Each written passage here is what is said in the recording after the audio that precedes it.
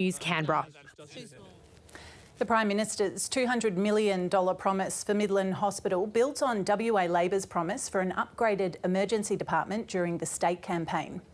It comes as the Premier outlined his plans to shake up government departments, ditching changes introduced under former Premier Mark McGowan in a bid to deliver more homes and hospital beds faster. The Premier started his day alongside the Prime Minister. Here we go. We've known each other for 40 years. Sorry to give up our age here of both of us.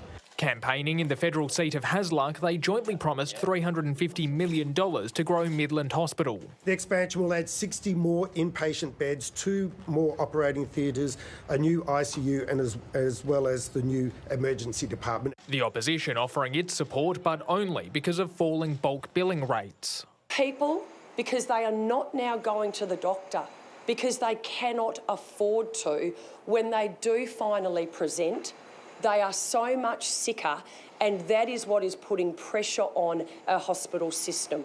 The promise also welcomed by doctors. This is catching up to where the hospital needs to be, and it's probably not even quite doing that. We do need many, many more beds across the system. Roger Cook later announcing changes to 9 of the government's 25 departments. These particular changes are focused on what we need to do now to ensure that we can deliver infrastructure and jobs, homes and hospitals into the future. The big changes will see a new Housing and Works department take responsibility for building social housing, schools and police stations, taking over from the departments of Communities and Finance.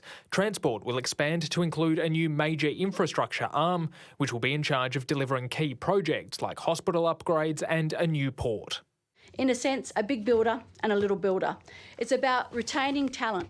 Hoping to apply the expertise gained through projects like MetroNet to upcoming work like the new Women's and Babies Hospital.